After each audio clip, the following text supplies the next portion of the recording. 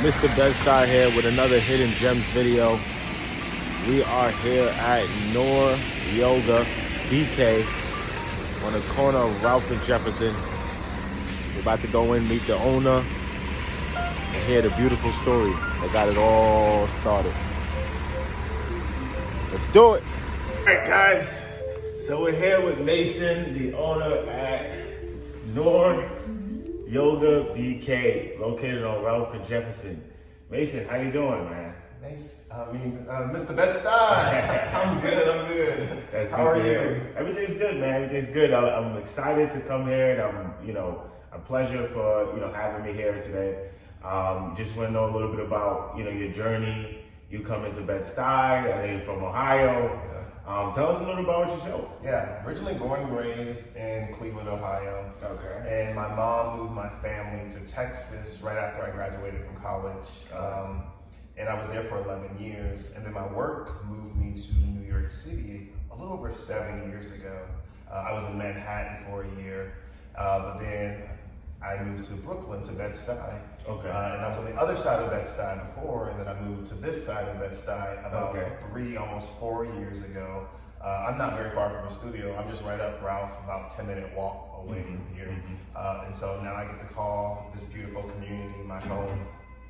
So what exactly do you do for work that brought you here to New York? Yeah, I work in education technology. So I work Okay. for a big technology company and support teachers and leaders in transforming teaching and learning through education and technology. Nice. So tell us a little bit about Noir Yoga BK. Like, how'd you come up with the name? What's the vision behind it? Yeah, Noir was born Okay. out of this idea of community in yoga, especially for Black and brown people. And the name was actually, it came from an ERG, an employee resource group name that I had heard of. So Noir Assemblage, it's French. And it translates to Black Assembly or Blacks Assemble. And so that idea of noir, French for black, really appealed to me. And I was like, that's gonna be the name of the yoga studio, Noir Yoga. Got you. Sounds good. So as far as picking the place, tell me a little about that process. Yeah, so the space that we're in, it had always been the space that I had my eye on. Okay. So I would get in my car, I would drive down Ralph, I would leave Bed-Stuy, I would go to another neighborhood, into another community to practice yoga. And I wasn't quite finding what I was looking for. And when I would drive by this location, I was like, man, it would be great if a yoga studio was there. And I really realized, like, wait, if you can't find the studio you're looking for, if you can't find the community you're looking for, why don't you build it? And when I looked at this place, honestly, I thought it was too good to be true. So I looked at some other places, but no, the universe kept sending me back here and letting me know that 109 Ralph was the place for Noir Yoga. Do you know what it was before? I think it may have been a tax office before, it may have been a lounge before. I think this space has lived many lives over its time here. Right, and you came and revitalized the whole thing, right? Yeah, right. Brought yoga. I talked to the neighbors who live upstairs. He's like, yeah, we're bringing peace to this corner. That's great. So, I'm sure there's a lot of other yoga, places in the area, and not alone Brooklyn. What sets you guys apart from these other yoga I places? think there are a couple of things that set us apart. We truly are community-centered and trying to create a space that is inclusive of all. Like I said before, we want Black people and other people of color to know that yoga is for them, and that we want them to feel welcome here. One of the things that I'm super proud of is that 90% of our yoga instructors are Black or brown people themselves. So our community members can see themselves in the instructors and in the practice and in the music and really feel welcome here. And so I think that that's one of the key things that sets us apart. Right, I totally agree with that. How do you guys integrate that with kids? Do you do it with kids at all? So it's interesting that you ask. We are working on a partnership. So right on the other end of this block is the Early Childhood Center. So we're going to be working with the Early Childhood Center to bring yoga into their classrooms and mindfulness and help them use some of these techniques with the young people. So that's super exciting.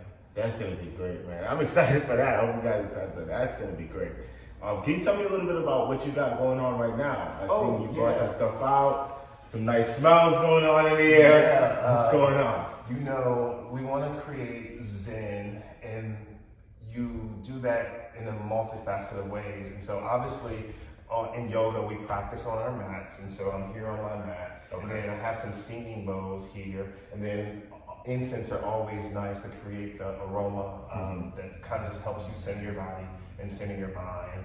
And then we can get a lot out of different frequencies or sound frequencies. And so sometimes the sound bowls, they help you calm the mind, calm the body, focus on just being, literally just being. In a city like New York where we're always go, go, go, go, go, it's okay to slow down sometimes. I like to end classes myself with sound bowls, but we do offer sound therapy and sound healing here, different workshops of that nature that go into it a little bit deeper as well. Right, sounds good. So for some people it might be like self-explanatory, but for me and probably some of the people who's going to be watching this video, can you explain to us like why yoga is important holistically for not just like people who live in New York City and it's a fast-paced environment, but just for the average person to just, you know, incorporate that into their lives and what it can do to change them? Yeah, and I'll tell you, for me, when I started this practice almost 20 years ago, I came to yoga because I recognized the physical benefits, right? Okay. One of the things people realize about yoga is that a benefit is you can become flexible. Right. And you can stretch. And that's what I came to the practice for. I was a runner, I was an athlete, I was a weightlifter, and yoga was something I did to help complement those other things for my physical body. Right. The reason I stayed with the practice is because of what it does for us mentally and spiritually. And so there are tools, techniques in yoga that anyone can use to help with their mental well-being and their spiritual well-being. And it's this holistic approach in where you're finding harmony in body, mind, and spirit. And in 2025, with everything going on in the world, everyone can use that. Things like meditation, mindfulness, and breath work, those are tools and techniques you can take off the mat and use in your life. And the thing about yoga is what you'll realize is it's not just about what happens on the mat. It is about how you live your day-to-day life. So you mind sharing with us, like, how has that changed specifically in your life? Yeah. You know, life has its ups and downs. Absolutely. It has its ebbs and its flows. And when it's having those lows or when I'm in those valleys, I come to the mat. Being on the mat helps me get through hard times. And then I take the things that I learned on the mat and I use them in my life. For example, when you learn to breathe with intention, when you're going through hard things, it helps you to get through. And those are some of the things that I think anyone can use. One of the things I like to say is that yoga is for everybody, but just yoga is for everybody. We all can benefit from this practice, especially in our daily lives off the mat. Right. Wow. Yeah, I definitely got to get in tune with you guys. I'll tell you why, because I'm sitting right here right now and I can feel how unflexible I am. You know what I mean? And so one of the things I say is that yoga doesn't require a flexible body, right, but it does require a flexible mind. Elaborate on that a little bit more. Yeah, because people will be turned off by yoga because they'll say, oh, I'm not flexible and I can't do that pose. And that's not what it's about. One of the things that I love is I am not the most flexible individual in my physical body, but I am very flexible in my mental thinking, being adaptable, and being able to go with the flow. And when you realize that, it's like, oh, there's so much more to it than just the asanas or the movements that we can use and that we can do. And then flexibility is a benefit of yoga that will come when you practice the physical practice. Right. Wow. That's huge. So every day schedule is pretty jam-packed. You guys are very, very active. Can you tell us a little bit about that schedule and those community days as well? Yeah, so we offer 5 to 6 classes every day. Wow. A couple of classes in the morning time, starting at 7 a.m. Wow. 1 or 2 classes midday, and then 2 classes in the early evening, and with our last class at 7 o'clock. So you're catching the early birds, the people before they go to work, and you're also catching people who's after their 9 to 5. You got it. Perfect. And then on Tuesdays and Thursdays at 1:30, we have our community flow class. So that's our donation-based class where people can come in and pay what they can. And if they can't pay, they're still welcome. Wow, that's amazing for the community. I see you guys are really doing a lot for the community. And to talk a little bit more about the community, I noticed you guys reviews online. I think it was about 120 or so, something like that, and it was 5-star all across the board. Can you talk about a little bit, like, how do you create that environment for people to come in, you know, feel good? Because the thing is, a lot of times, and you know, I'm in business as well, and what happens is most of the time people they are more open, not open, sorry. Most of the times when they have a bad experience is when they leave a review. But they'll have great experiences and never think to leave a review. You know, so what really makes the people who come here have a good experience leave a good review? I won't speak for them. Right. What I do is I look at those reviews, right? And some of the things that they say, they will mention that community feel that they get here. They will mention how they feel included here. They will mention how it is accessible for them, no matter where they are on their yoga journey. They can feel here and be comfortable. They'll talk about, these are their words, not mine. They talk about the vibes. They talk about the music that the instructors play. And they talk about just how friendly and welcoming we are.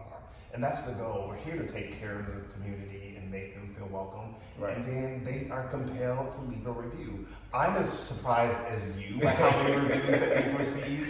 But it's been really, really awesome to see the positive feedback. It lets us know that we're doing the right thing. Absolutely, absolutely. So moving forward, where do you see, you know, Noir yoga going from here?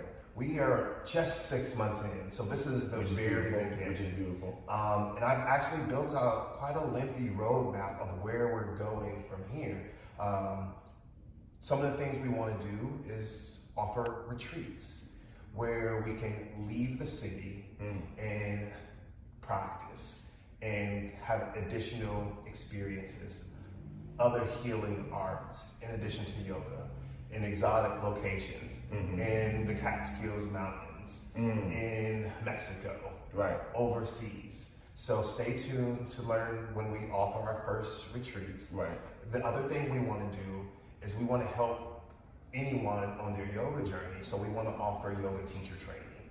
And so we'll be building up our yoga teacher training program where others can learn more about this practice in an inclusive way, in an inclusive environment, and with an inclusive community. And so those are 2 things that are definitely on the horizon. Wow, looking forward to that for sure. Looking forward for that. Is there anything else that the people should know about, you know, you guys, yourself, anything else that you think that we didn't cover? I'm just proud that I was able to create a space where people can come and practice yoga.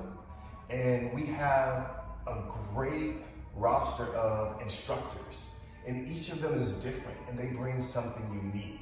And one of the things that I look for when I look for instructors is, who are you, and what can you bring into the studio that's different? So we look for that authenticity, and I think that that's special. We're not like a big chain yoga studio where every class is the same. You don't know what you're gonna get, and I think that's one of the beauties of it, because people can find what resonates with them when they come to the studio.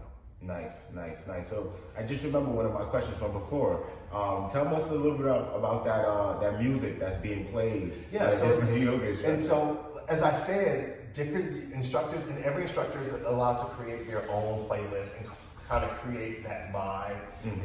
And so I think what some of them are talking about, a lot of the hip hop and R&B music, a little bit of that uplifting music, but also some of that melodic music that helps soothe the soul. And so it just varies, and it depends on the instructor. So I know in my classes, I play really mellow music, a lot of instrumental music, a lot of music to help you calm the mind and get into the zone. And so it truly does vary. There is one particular instructor, she doesn't play any music at all. And it just kind of varies.